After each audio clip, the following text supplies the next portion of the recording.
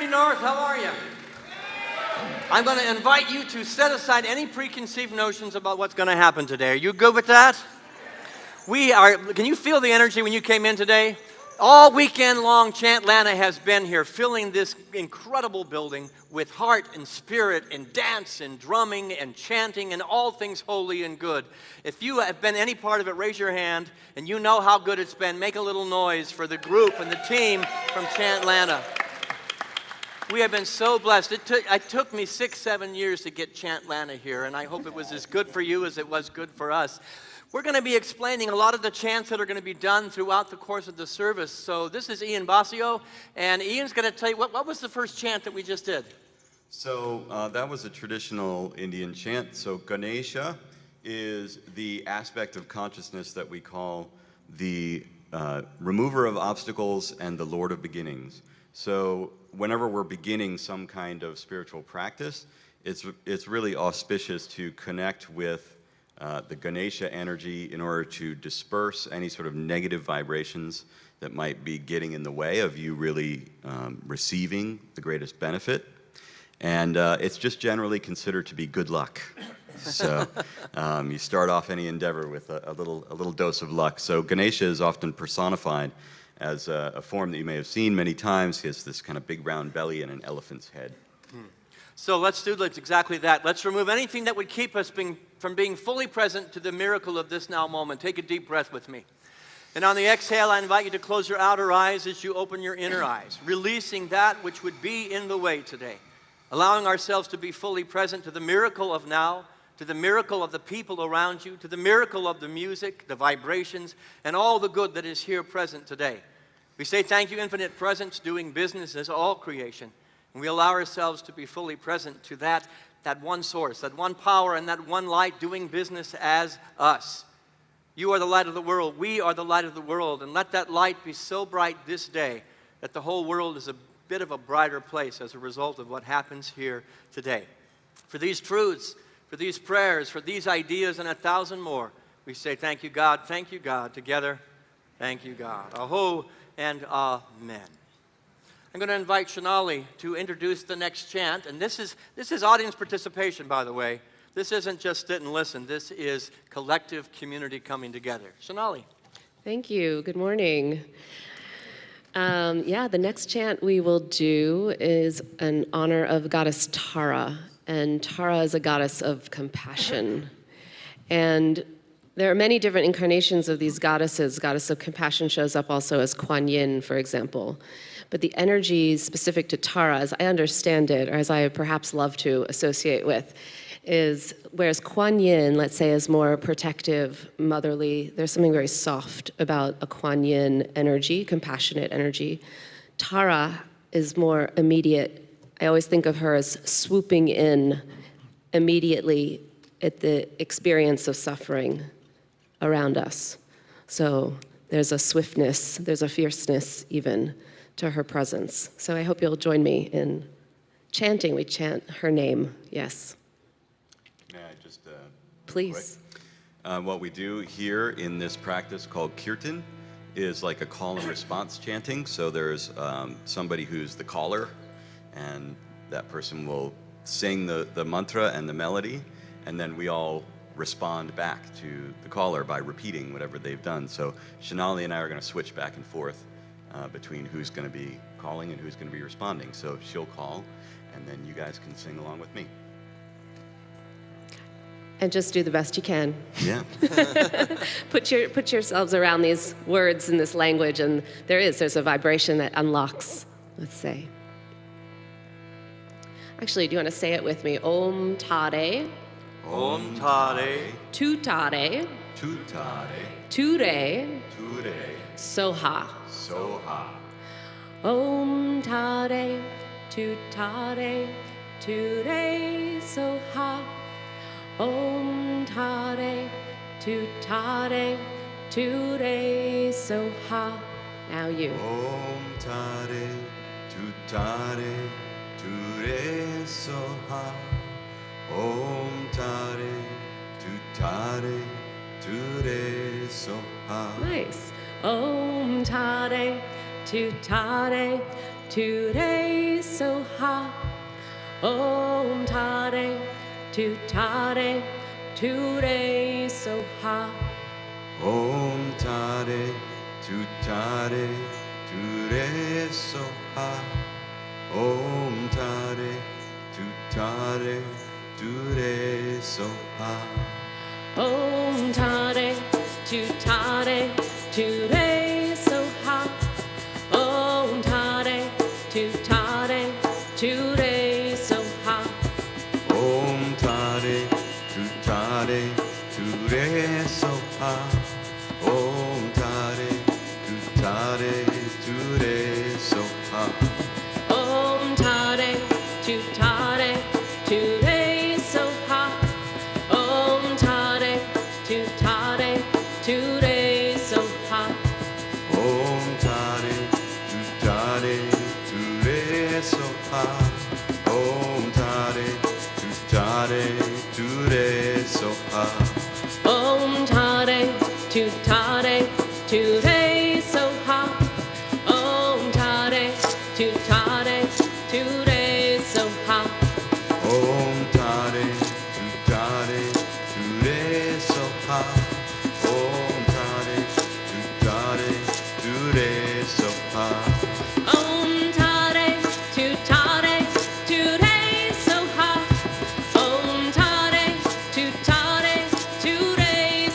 hot. Om Tare, Tutare, today so hot. Om Tare, Tutare, Ture Soha. Om Tare, Tutare, Ture Soha. Om Tare, Tutare, today so hot. Om Tare, Tutare, today so hot. Om Tare, Tutare, Ture Soha. Om Tare, Tutare, Ture Soha. Om Tare, Tutare, today so hot. Om Tare, Tutare, today so hot. Om Tare, Tutare, Ture Soha. Om Tare, Tutare, Ture Soha. Om Tare, Tutare, today so hot. Om Tare, Tutare, today so hot. Om Tare, Tutare, Ture Soha. Om Tare, Tutare, Ture Soha. Om Tare, Tutare, today so hot. Om Tare, Tutare, today so hot. Om Tare, Tutare, today so hot. Om Tare, Tutare, today so hot. You might put your hand on your heart and close your eyes for a moment and bring to mind again that which is around you, that which is within you, where there is suffering, where you might then feel the presence of support, compassion, service, and action.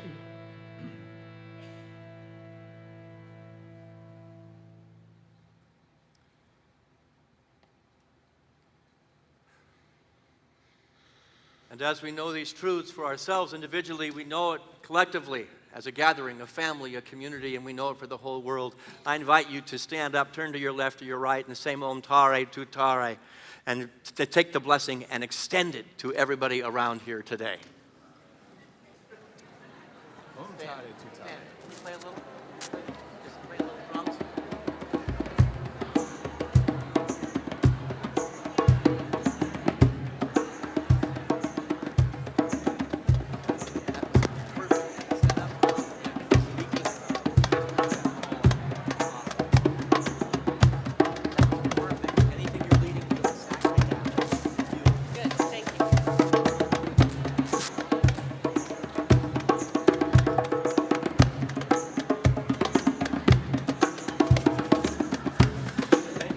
All right, folks, let's come on back. We want to welcome those who are online as well. They're waiting to get the service going.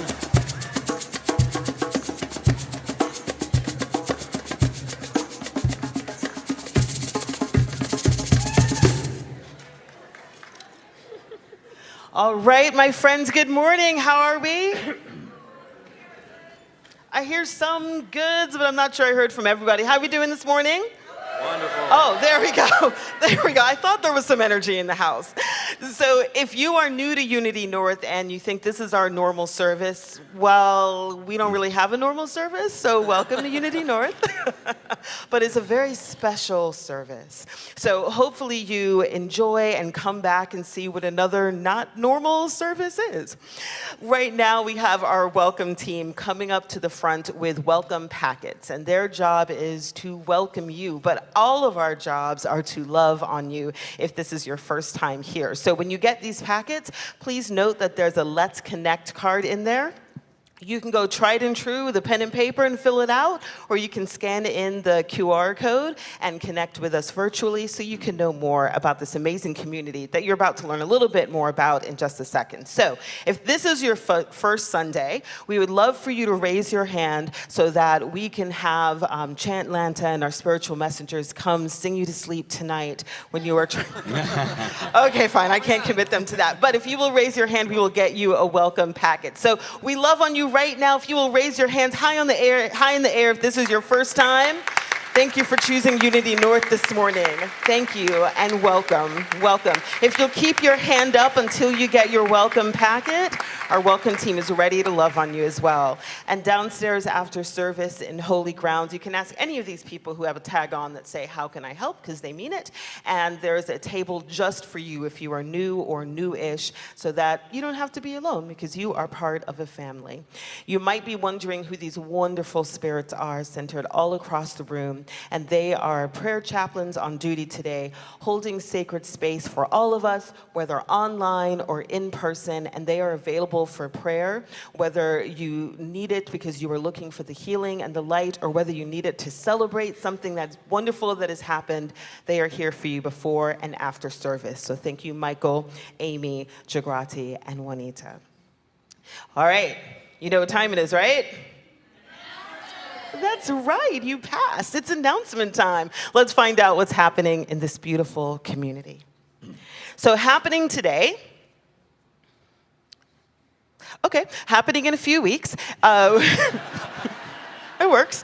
Happening in a few weeks, we have a wonderful workshop led by our own Sarah Crawford. So Sarah is a beautiful soul and she is a writer. So come unlock your inner writer in this journaling as a spiritual practice workshop. So you see that the cost of the class is $25, but for just $5 more, you get a beautiful journal. But those beautiful journals are limited in supply. So make sure you go on the website or on the app to register for the class and snag one of those journals because they're pretty cute. All right, let's see what's happening next. Kim Bilou in concert. So this is happening on October 1st. So we want to make sure that we save that date and check that out. I do want to make a special invitation. Kim is really unique, like nobody who has ever come. She's going to be doing music at the service and a concert afterwards. She's a spiritual rapper. And she has a TED Talk that I watched and I sobbed as I heard her talk. I hope you will come and really support this whole day with Kim. She's amazing. Thank you for that, Richard. And if you go in the app and you go to events and you'll see a picture. It looks just like this. You can find a link to some of her music and a link to that TED Talk. So you get to check her out before you check her out on October 1st. What's happening next? All right, so we have on October 11th, the Coming Out and Into Unity monologue. So these are LGBTQ stories of healing and belonging happening right here in the sanctuary on October 11th at 7. It is going to be a beautiful night of sharing and understanding. So please make sure that you mark your calendars, October 11th at 7 o'clock. All right, so also wanted to make sure that you know, speaking of the LGBTQ plus ministry, that we have, today will be their SAC lunch where LGBTQ plus and friends meet, and also that this coming Saturday, the LGBTQ plus ministry is sponsoring a movie, The Gender Revolution, that we've been talking about for a while. So make sure that you check out the app and get all of the dates and all of the events because there's so much happening, so much more than we can talk about today. we are going to pass it on to Ian, who's going to get us started with another chant.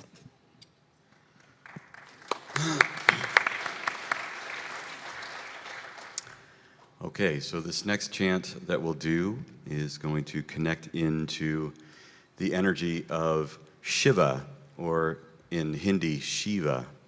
So we can think of Shiva as being the process of transformation that goes all throughout the reality that we are experiencing now. So anything that changes from one form to another is accessing this cosmic consciousness of Shiva. And that applies to any kind of external process, right? It's Shiva's energy that causes the universe to expand, right? Causes molecules to move around. Like all aspects of our reality, as they change and shift and grow, are accessing that Shiva energy.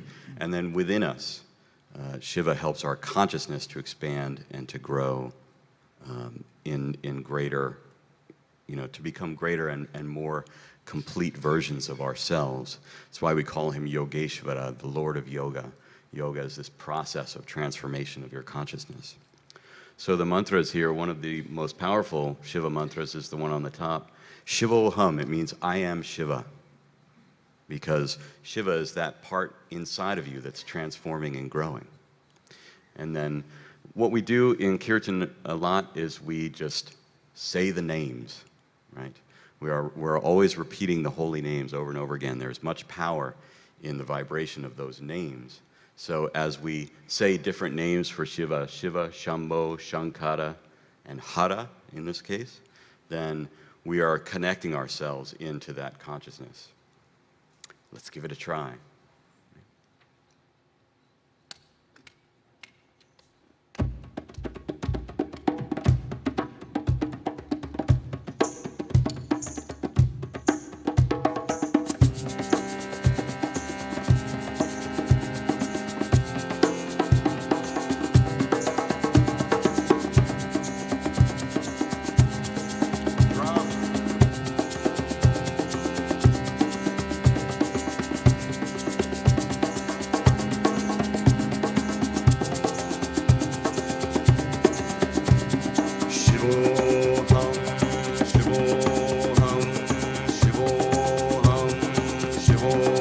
Sing with me. Shivoham, Shivoham, Shivoham, Shivoham. Shivoham, Shivoham, Shivoham, Shivoham. Shivoham, Shivoham, Shivoham, Shivoham. Shivoham, Shivoham, Shivoham, Shivoham.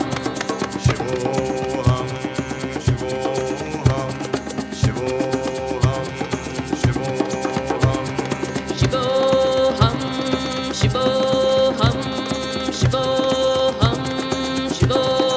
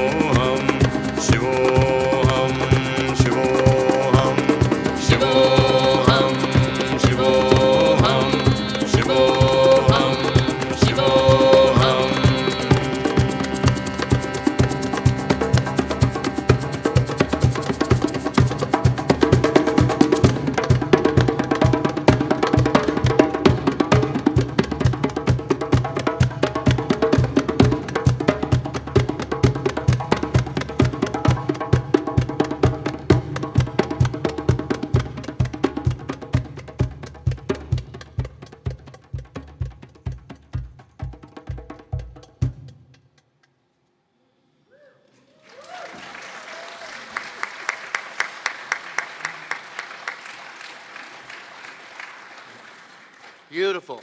I thank the entire group, the 4 that are here today. I just appreciate your hearts, your spirit, your music, and the entire team that have been here. I mean, it's been hundreds of people to put this on, yes? Well, 10 to 12. Our organizing committee, which there's a number of them here. Raise your hand. you're part of the organizing committee. Yeah. Thank you. Thank you. Thank you. There were 9 of us, kind of like 10, but not really 9, that put the whole thing together. And then we pulled together, how many volunteers did we have, Peyton? Yeah. It takes a village. It takes a village to raise a church and to do a chant Lana, yes? Yeah. Thank you for the village that you are. You know, they say, Ian and I were laughing, that if you tell a kirtan, a musician, how long should we go? It's as dangerous as asking a minister how long he should speak. So I'm going to let them go ahead and have a seat because it's my turn to share a little bit. We are, once again, just make a little bit of noise of gratitude.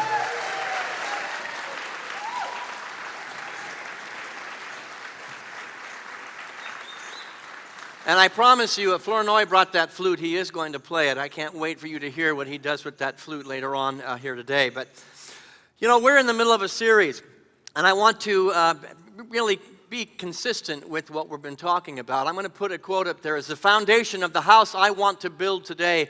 And I invite you to take this quote from the Bhagavad Gita. You know, we are an interfaith ministry. We believe there are many paths to the one God. And we dip into the pool of any one of these paths. Today we're going to dip into several of them. But from the Bhagavad Gita, I invite you to read this with me. All beings are unmanifest in their beginning, manifested in their middle state, and unmanifest in their end. How many of you are manifest here today? Look around, behold the face of God. How many of you are also unmanifest as a spiritual being as well?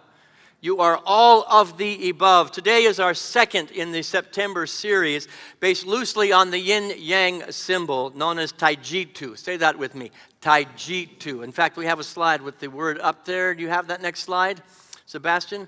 And Sebastian's part of the team, has been working real hard. Let's say that together, Taijitu.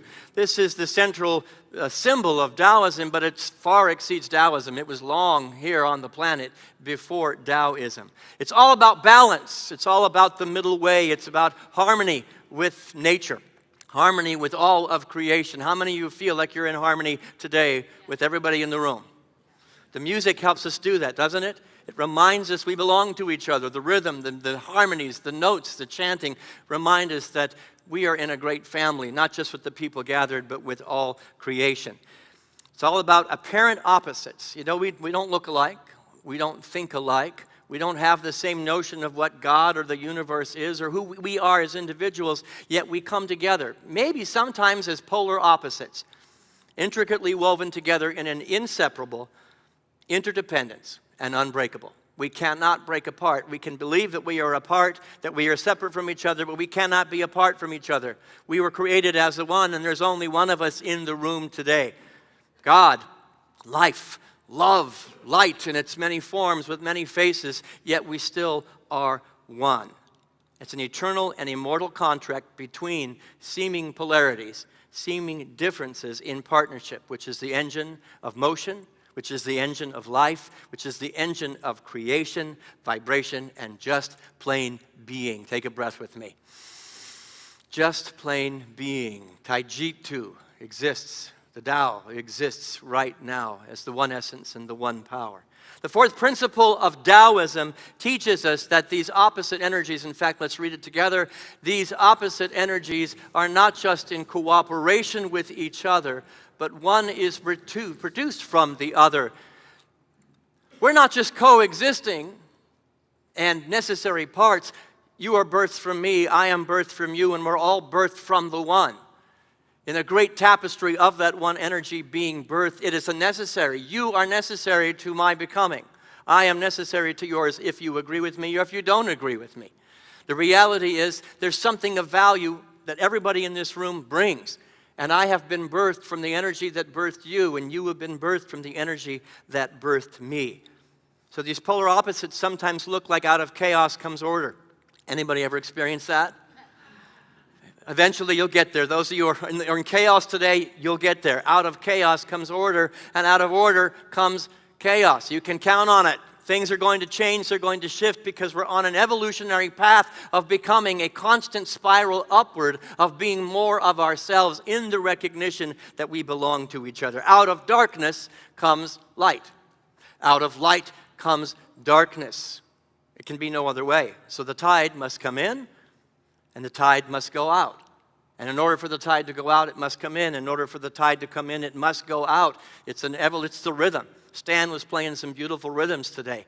We are existing as creatures on this planet in a rhythm of life and love and light. And ours is to tap into that rhythm and not curse any part of the rhythm, the light, the dark, the coming and the going. This is what constitutes Taoism, but it's also a part of the unity path. We're on a rhythm of external realities and internal realities. And so many people on the spiritual path say, no, it's just all an internal experience. God lives within. Yes, God does, by whatever name you choose to give it. Today we might use the word Brahman. It exists within you, but it is also on the outside. Now, there are those of us in New Thought that think God only exists in the things out here. You see, we use the battery. A battery, remember that from last week? The negative and the positive charge, one is not bad and one good. They're both necessary for the engine of creation to work. And so external and internal experiences are absolutely necessary for the spiritual path. We experience both external and internal experiences as tools, just merely tools to come to a state of samadhi. Samadhi is defined a lot of different ways. Anybody in the room, how do you define samadhi? Call it out. The middle path. What else? Lightness? Enlightenment. Thank you, Mike. They're all correct, but my definition, the one I choose to give, is it is a state of total balance and harmony and oneness with all that is, with the Tao. Harmony and balance and oneness with the Tao, with Brahman, with God, with the community as expressions of God. And sometimes that's going to cause the egoic mind to be set aside. We have to set aside the human mind in order to get there. So Taoism uses paradox a lot, but so do all the religions use paradox. I'm going to put a couple up here on the screen. I invite you to read them with me. First, from the Tao Te Ching. Together, if you want to become full, let yourself be empty. Empty, fill. Filled, empty. The rhythm is there. And I like to get to the Christian path as well, but I'm going to go to one of the Gospels that got thrown out by the rulers of the time that said it didn't belong with the agenda, but it belongs with the agenda here at Unity North. And that's from the Gnostic Gospel of Thomas. Together, blessed is he who existed before he came into being. Blessed is she who existed before she came into being. You were before you were. You are before you were. You are eternal. You are immortal. This movement, this rhythm, this energy has always been before you were in physical form. But it's not an accident that you're in a physical form. Today, the apparent polarity, partnership, and paradox I want to work with is form and formless. Form and formless. Let's start with the idea of formlessness. How would you define that? Call it out. Formlessness. How would you describe it? Give me a word. Water. Pure awareness. These are good answers. What else? Consciousness. Yes, yes, yes, and yes. It's simply having no regular shape, no set definition or structure. It's constantly moving and adapting and flowing and changing in a constant state of flowing possibility. Kind of like the chant. You know, with the chanting, you get into it, and chanting is one of my ways to find the infinite. You start with you're chanting the words over and over, and you get past the egoic mind, and pretty soon you're in a flow, and the chant is chanting you. And then the words disappear, and the music just becomes one with your soul and your heart. That's the place of samadhi for me. It's the place of formlessness. But we're going to talk about water and music in a minute. What about form? It constitutes just the opposite of formlessness. Duh. Your human body. It has a form, yes? It's this earthly existence, a certain shape with a constancy of mass, hopefully, if I don't eat too much, a constancy of mass and composition. It's a much more easily grasped and defined human reality. Now, have you noticed in New Thought, those of you who have been around New Thought for a while, that there tends to be an hyper focus on manifestation? We're all about manifestation. And the focus is just uber focused on getting this out here, manifesting the car, the job, the relationship, all these things of an external reality. Is that a bad thing? There's nothing wrong with that unless it is your only focus. Because the battery needs both sides of the battery to charge. The yin and the yang are both necessary. But sometimes in New Thought, we get a little hyper-focused on our possessions and our things, and it's all about abundance. The gospel of abundance and prosperity. There's nothing wrong with that. It's a good thing. You're meant to have a good life. It's the Father's good pleasure to give you the kingdom. It's been given to you. Experience it. Live it. However, does God exist in the manifest realm? The answer is yes, God exists in both realms. But some define themselves only by what can be experienced by the five senses. Anybody ever been there? And when you define yourself only by the five sensory world, you're putting yourself into a place of suffering because you're only on one side of that apparent polarity. It's a quick trip to suffering because you're only defining your life by your body. And then when you don't have a body or the body is ill, you're in a place of suffering. Only define life by your job. Try that one on and get fired. You're in suffering immediately. But job, relationship, possessions, in a state of attachment. Say that with me. A state of attachment. Focused only on one of those polarities. Ours is to know these things are important. They're absolutely important. This experience on earth, I want you to suck the marrow out of this earthly experience and feel everything. Feel everything, the good and what you've labeled as not so good, because it's necessary to your becoming. But how is it necessary? It's all necessary for an educational purpose. We are here on earth school. We're here to learn. We're here to grow. We're here to stretch. And we're here to use the earthly context as a means of birthing a higher spiritual reality. To learn things about ourselves and who we truly are from the experiences that we have on earth. Ours is to know that these things are important to our education. Yes? Not something that defines us. There's the rub. I'm having an experience. I'm having a lesson. I'm having a relationship, and I am learning. And that's a good thing until I define myself by the relationship. And I define myself by the matter. Then I'm going to put myself very quickly in a place of suffering. See, eventually these tools, they're all tools. My relationship with Bill is just a tool. Sometimes you're a tool. Sometimes I'm a tool. But the reality is everything we're experiencing on earth is just a tool to awaken a higher spiritual reality. And eventually the tool has to be set down. Eventually things go. It's an adaptable, moving, flowing environment. Things are going to change. And in the church world, we have to deal with people come, people go. People are into it, people are not into it. And if you want, as a minister, get into a place of suffering, be attached. I spent 3 years chasing people here. The right people are here in the room right now at the right time to have the right experience of God, to have the right lessons. Yes? So eventually tools have to be set down. A story from the Buddhist tradition. I invite you to, you probably heard it 100 times, hear it with new ears. There once was a man, and he was traveling along a path, and he came to a great expanse of water. As he stood on the shore, he realized that there were dangers all around him, all about.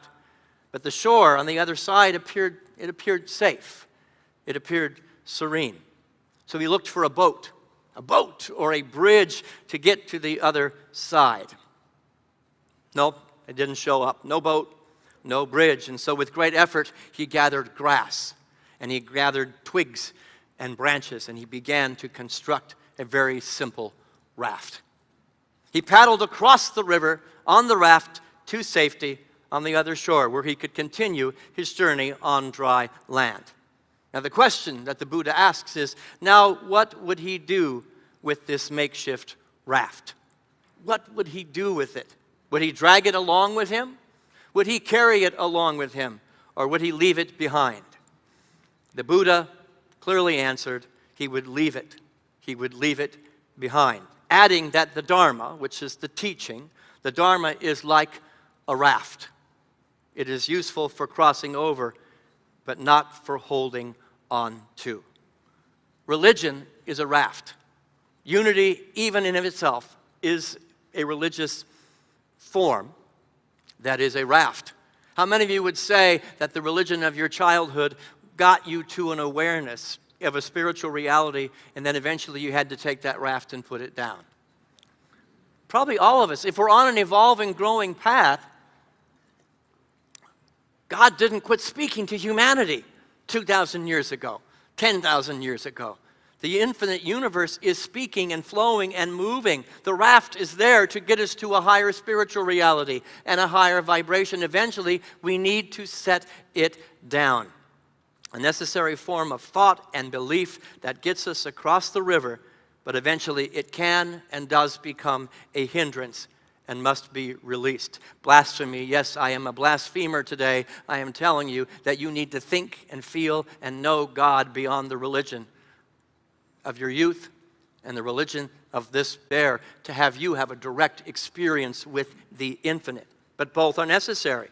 To realize the spirit and the formless, I needed the form to get to where I am. Yes?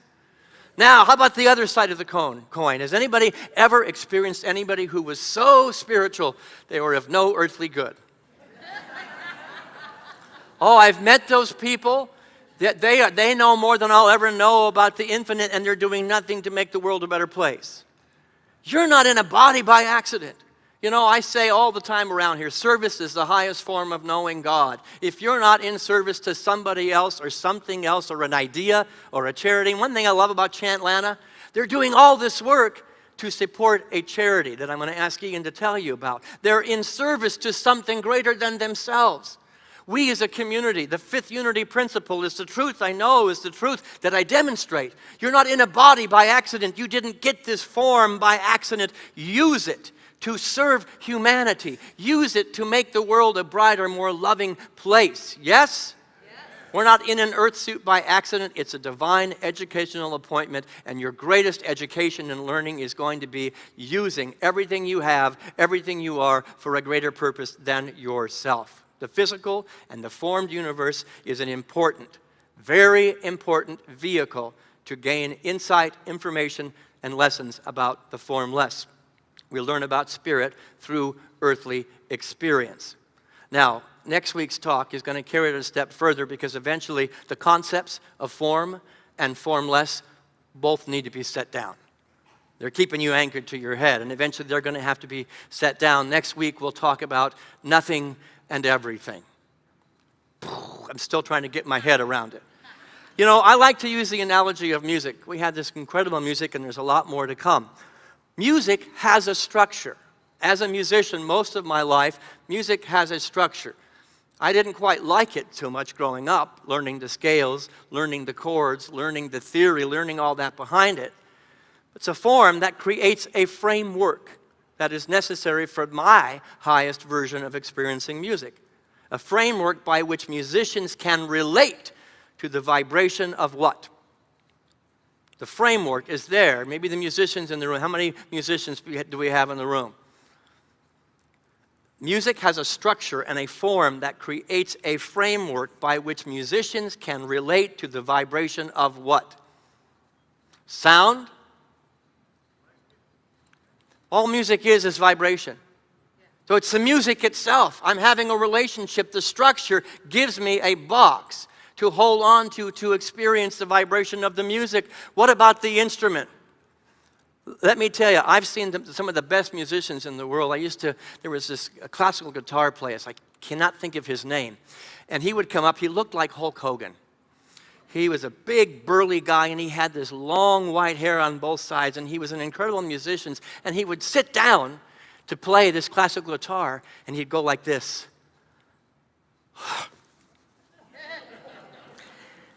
There was no audience at that point. He became one with the vibration of the guitar, and you felt it, and you knew it. Something greater was going on than just entertainment. It was entertaining, though, because he was very bald on top. And we always wanted to paint a little happy face on the top of his head. But the reality, he was having a relationship with the instrument He was having a relationship with God, Brahman, the energy of spirit that was behind it. How many of you who've been here from Chantlanta would say that what you experienced was much more than entertainment? At one level, it was very entertaining. It was really, really beautiful. How many of you would say that you were having much more than an experience of just a relationship with beautiful music? Chantlanta is about much more than entertainment and music and even service. It's about a connection to the divine. And that's the energy we cultivate here at Unity North. That's why I desperately wanted Chantlanta to come here, because these are musicians that use music for something more than just the sake of making music. It's a form which helps create harmonious sounds and a collective experience that affords agreement for formless expression, or, on the other side of it, creative improvisation. I remember the first time I ever learned to improvise. I was a tuba major in college. Yeah, I know. What was up with that? I love Dixieland music, and I was playing Dixieland music with some of the best musicians on the planet. And all the tuba did was just oompa oompa with the Dixieland. Well, the clarinet player brought me up in the middle of a gig, and he said, "Take it." And he got me out of my chair and pushed me in front of 300 people and said, "Take it." And I said, "Take what?" I had no relationship to the music at the vibrational level. And I made a decision in that moment, I will never let that happen again. I knew the form. I had been taught as a piano player the form, but I never got to the place where I used the form to creatively improvise. Now I always say that this piano right here, and I've had this piano for 25 years, that it is my therapist, it is my minister, it is my altar. And if I want to remember who I am, all I have to do is sit down there and check out. The form of a piano, the form of the music that I play allows me to creatively improvise and to find the essence, the divine essence of God. It's a partnership. Both are necessary. Both the form and the formless are necessary for the best experience of music. Form without improvisation. Anybody experience those musicians? Form without any formlessness or creative inspiration is stagnant and boring. I know, Tony, you've heard piano players come to buy a piano from you, sit down, and they played every note right. All the rhythms were right. The form was perfect. And in that concert, you were half asleep into the second movement because there was no feeling. There was no emotion. You didn't get moved. That's why I like your piano playing, Tony, because you put your heart and your soul into the music. Well, life is the same way. Life without spirit is merely survival. Anybody ever been there? The form, I'm going through the motions of living a life on earth in the form, it's survival, and that is a place of suffering. The form is necessary, but there's something greater. How about improvisation without form? Anybody ever been in those groups? I've worked with a lot of musicians. I don't want any structure, man. Let's just go. And it was dissonant. It was inharmonious. It didn't work. There was no shared agreement. There was no shared vibration of agreement with the music. What you're hearing in the chanting, they know it. When Shonali and Ian came in, I don't think you'd seen each other all weekend, had you? You said, "It's good to see you again. What are we doing today?" They called them to number 47A. And they went into it because there was a form to the chant that they have rehearsed and practiced with that they could then create in the moment. What is a life? A life that's all about improvisation and no form. Chaos. Chaos. And sometimes we as creative beings, new thought people, we rebel against form. Break out of the box. Push those boundaries aside. But let us today recognize that they are necessary for the most beautiful music, for the most beautiful expression and experience of life. I have a relationship with God, but I have a relationship with you, with the people, the things and the experiences in my life. This building is a structure that held Chantlanta this weekend. I'm grateful for the structure that held the music in a container where we could have a collective experience. It's a both and reality, not either or. Now, Tara, you talked about water. By the way, I just love that guy. I found his picture and I said, I want to be him. He understands form and creativity, improvisation and foundation. Let's talk about water. Water is a great symbol for life. Yes, it constantly changes. It constantly adapts to the circumstances. And when it comes to water, it's one substance, many forms. Which form is better? You've got solid, it turns into ice, fluid, liquid, water, and then it turns into vapor where you can't see it, you can't hold it. One is not better than the other. I look at where I have found God on this planet. Glaciers formed the most beautiful architecture on earth. Water as solid, breaking through stone, breaking through earth, and creating. I just came back from the Grand Canyon. And Yosemite Valley is I don't need a sanctuary as long as I'm in Yosemite Valley. I know there's a God, and I can vibrate with the water as it pounds on my head. It's powerful. Water as solid is powerful, but no less or more powerful than water as liquid. The river. Ever sit by a river? Rivers move earth. They move rocks. It's persistent. It takes time, but eventually the water is going to, and this is what Taoism's all about, be persistent, consistent about your practice. And eventually the rocks, the blocks, disappear and go away. Anybody ever try to hold water? In the swimming pool as a kid? Hold water. It's still got some form, but you can't do it. You cannot hold on to it. It's making a transition from ice that you can hold through the fluid and into the vapor. And the vapor eventually makes it to the heavens. The clouds are heaven. It makes its way to the ocean, and the circle all continues. It's a continuity of life. It's a continuity of spiritual path. We need to be more water-like in our approach to life, a balanced. I'm going to change forms. I'm going to be water-like. I'm going to be ice-like. I'm going to be vapor-like. And there's a lot of people in New Thought that are very vapor-like. Have you met them? All three of those people were on the dance floor Friday night. And let me tell you, every one of their expressions was beautiful to behold.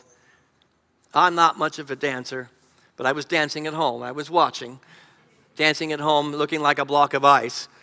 It's not my strong suit, but enjoying the fluidity and the vaporous spiritual dancing, as well as those that were blocking and stepping like you did in middle school. All are important. The spiritual path requires us to be water-like, formless in spirit with the ability to play. To play. That's what Chinali said. To play in the realm of form for a reason, for a purpose.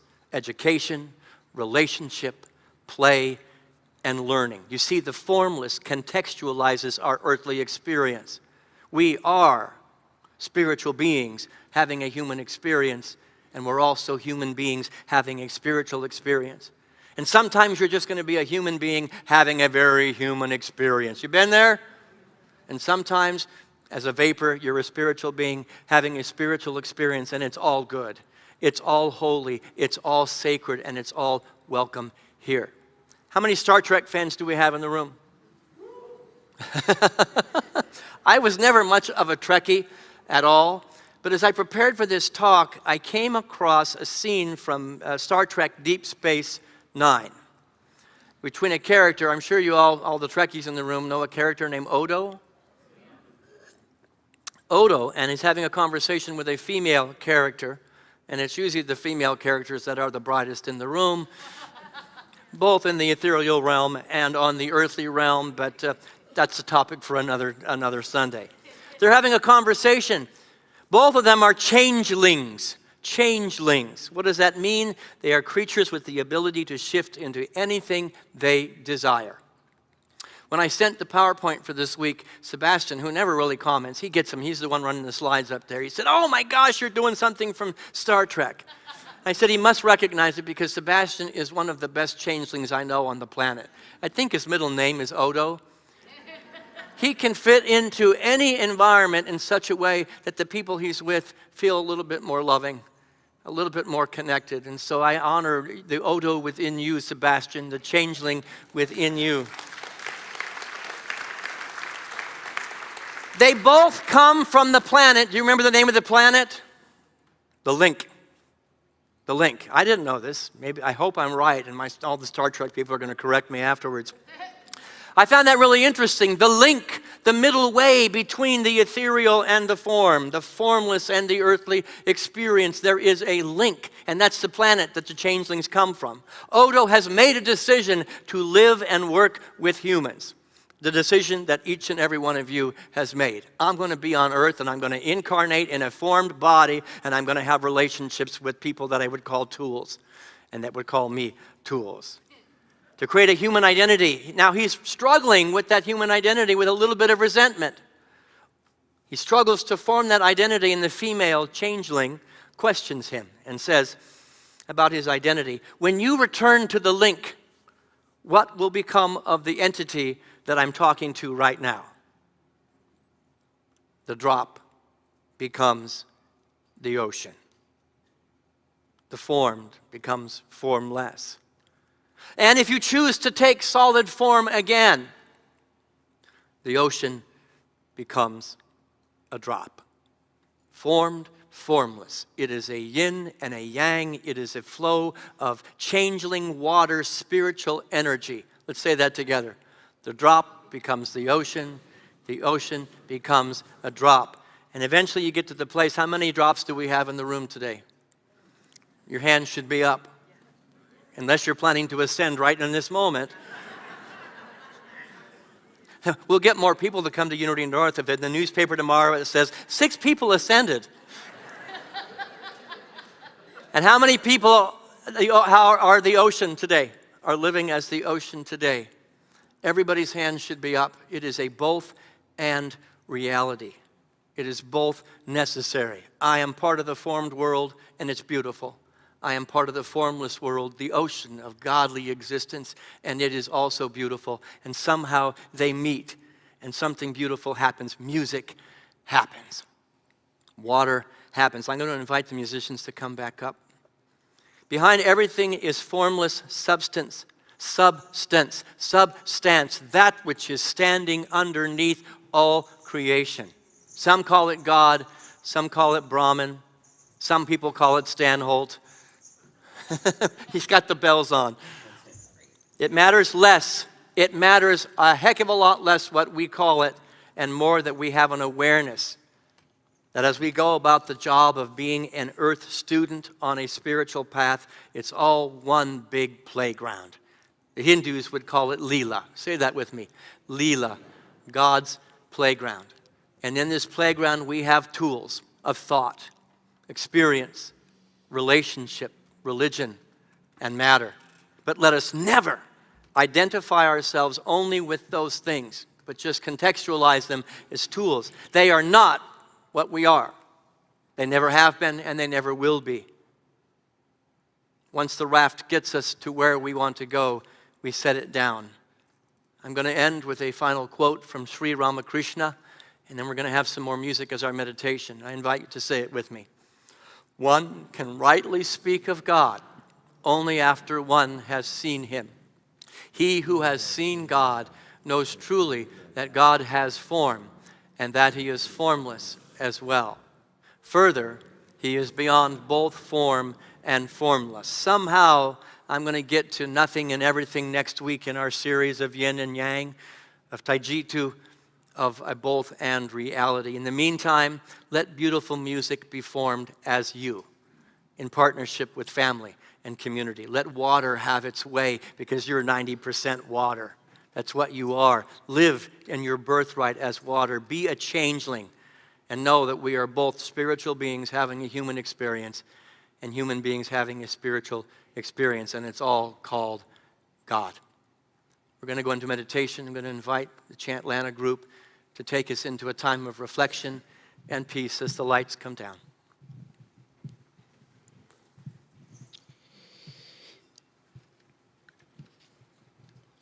I chose to learn this mantra, the Purnamada mantra, at the ocean, at the edge of the ocean, because I knew that the word Purna, which is the root word in this mantra, It's the next slide. The word Purna means complete. It also means infinite. It means vast, like the ocean. The basic meaning of this mantra is this is whole or complete, that is whole or complete. But when you add anything to completeness, or you take anything away from completeness, what remains is complete. So we say that again, using the word, let's say, infinite or vast or whole. This is whole, that is whole. When we add anything or we take anything away from wholeness, what remains is wholeness. And I knew I needed to learn that at the ocean, to see that vastness of the ocean, and then to feel into my own self the ocean that I am, the vastness, the completeness, the infinite within myself.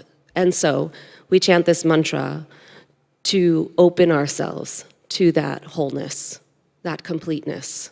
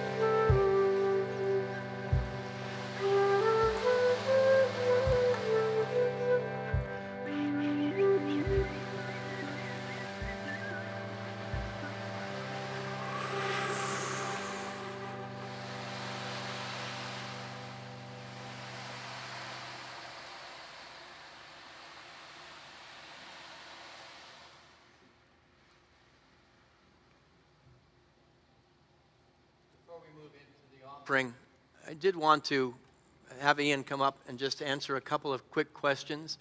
You know, for many people, the experience of chanting and the words that we've been sharing are very foreign and different. Last week, we introduced the idea of karma yoga. And today, what you've been experiencing is what I understand is bhakti yoga. Ian, can you tell us what bhakti yoga is? Absolutely. So first of all, I'd just like to say a tuba major. Yeah. That is cool. That's cool, man. There's You're the three first- of us on the planet. I was going to say, you're the first one I've ever met. Lovely. So bhakti yoga, as a practice that comes to us from India, there are many different branches of yoga. It's one of the wonderful things about yoga is that there is a yoga for everybody, a yoga for every temperament. Bhakti is a word that will loosely translate as devotion or open-heartedness, perhaps, or the experience of deep emotion. And that's what that kind of yoga is about. It's about devoting yourself to that which is greater than you, which is something that is very much about this place. Allowing yourself to have an open heart as you do so, and feeling really, really deeply. So all of the practices are designed to help you to get to that place. So would you say that what we do here at Unity North, you've experienced it a couple times, is actually bhakti yoga? Absolutely, and any kind of religion or spiritual organization is, you know, from the bhakti yoga point of view, practicing bhakti. At that, and you know, it's one of the expressions of bhakti yoga is a coming together like this. You know, kirtan, like we're doing, this kind of chanting is one of the main practices in India, in which people will get together in big groups like this and do that. One of the most misunderstood things about the Hindu path is this idea of, you know, we say many paths, one God, and that people have interpreted what Hinduism is saying many gods, many deities. Can you speak about the deities from your spiritual path and how we as human beings relate to those deities? You've mentioned a couple of them here today. Right. I think I would start by doing a kind of a quote from a very important teacher in this tradition, a man named Neem Karoli Baba. And people would often talk about all of these things, whether it was gods or multiplicities of different things, and he would just look at them and he would do this.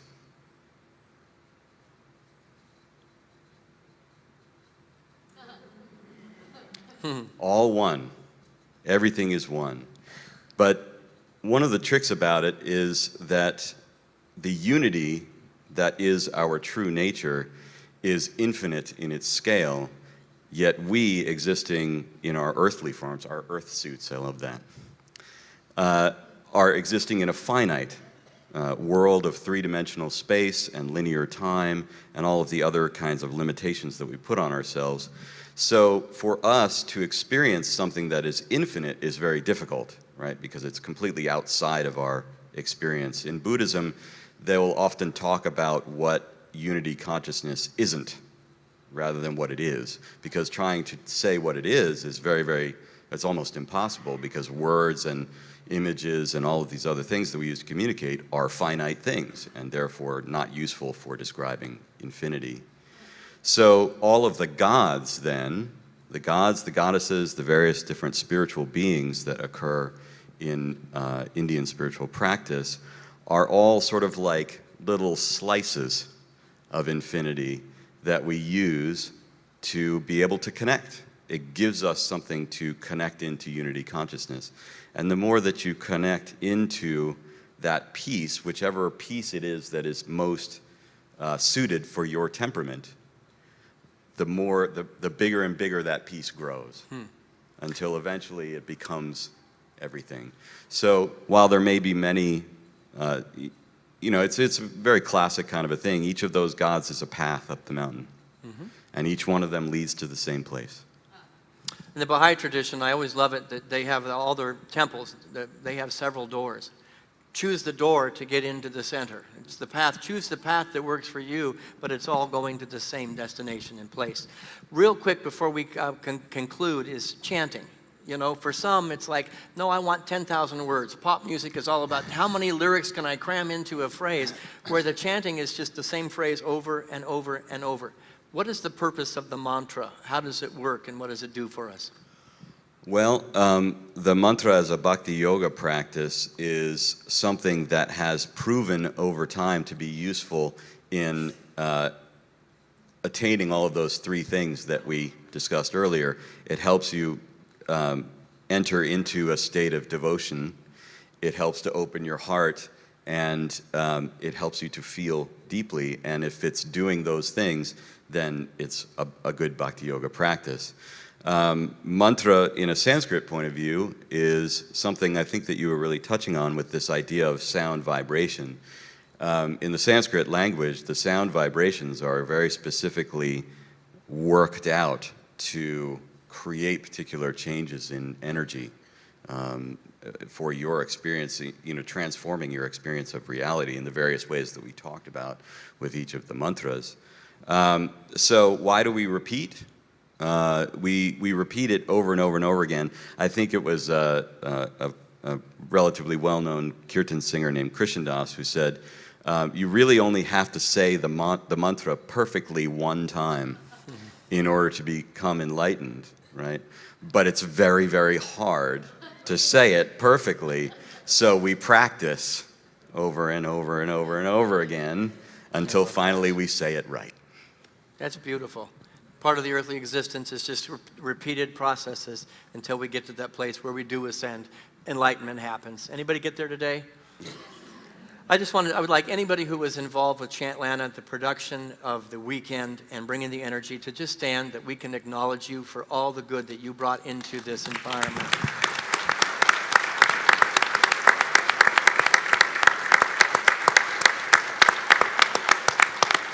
Thank you, thank you, thank you. Okay, Danielle, let's take us to the end of the service, and we got another chant coming up. All right, let's do it. So as we're moving into offering time, it's really a beautiful time to celebrate all that is Unity North when we're thinking of both that human experience and that spiritual experience. We think about, we have spiritual connections coming up, and this is that last week to sign up for spiritual connections because they're starting on September 20th. We talked about the LGBTQ plus and friends group meeting today, but the Widows and Widowers group is also meeting today as well. So many opportunities to really tie in that human experience and that earthly experience, human experience and spiritual experience. As our ushers come forward, we're reminded that we can give physically today and put something in the baskets, and that something might be a Let's Connect card that you filled out earlier, and also that we can give online and in the app. We have a prayer chaplain coming forward with our prayer box, and we're reminded that World Day of Prayer is happening this week. So please make sure that you're checking the app for times and what is happening on that 24 hours of affirmative prayer with an indoor labyrinth walk and stations to learn more about affirmative prayer and the power of the labyrinth. So that is happening this week. So much to be thankful for. So let us together say our offering blessing. I am so blessed. I am so prosperous. And it is my great pleasure to share of my blessings and to share of my prosperity. And in the giving, the entire world is blessed. Thank you, God. All right, you guys got another chant for us? Absolutely.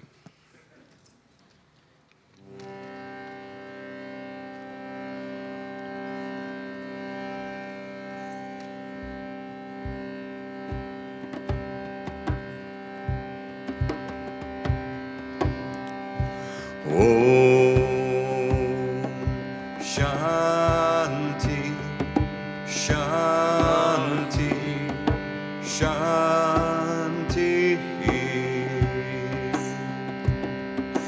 Om Shanti, Shanti, Shanti. Om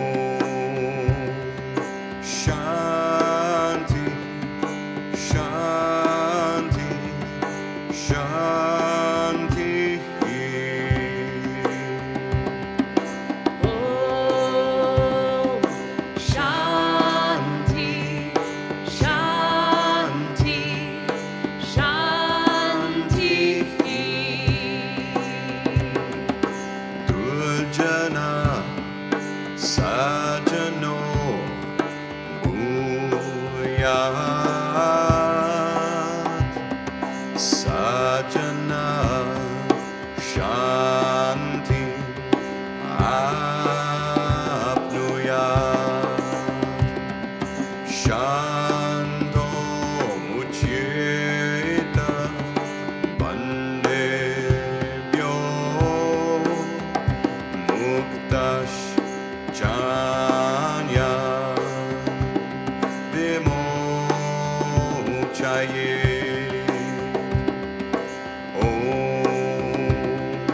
Shanti, Shanti, Shanti. Oh, Shanti, Shanti, Shanti. Oh, Shanti, Shanti. Shanti. Oh, Shanti, Shanti, Shanti. Swasti Prajabhya Paripalayanka Yayena Margena Mahisha Gombrahmanehibhya Shubham Astu Nitya Loka Samasta Sukhino Bhavantu Loka Samasta Sukhino Bhavantu Loka Samasta Sukhino Bhavantu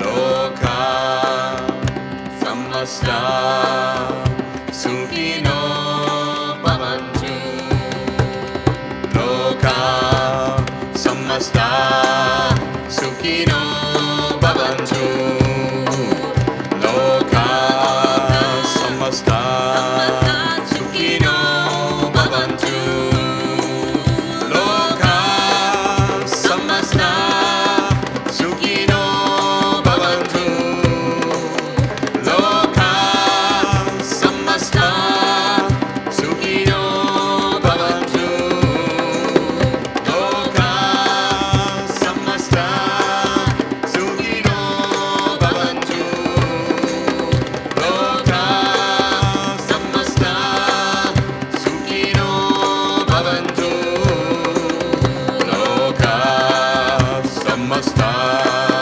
Sukhino Bhavantu Loka Samasta Sukhino Bhavantu Loka Samasta Sukhino Bhavantu.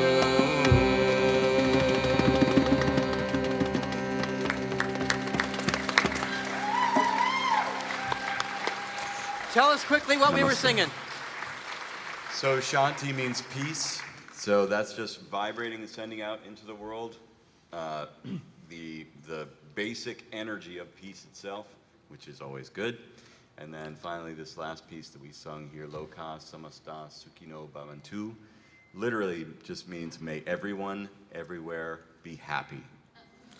So there's our prayer, there's our challenge, there's our expression and our experience. Peace to the world. Yes, say that with me. Peace to the world. Happiness for the world. Now go be it and do it and live it out in the formed world. Have a blessed and beautiful Sunday. We'll see you next week. Shivoham. Shivoham, Shivoham, Shivoham.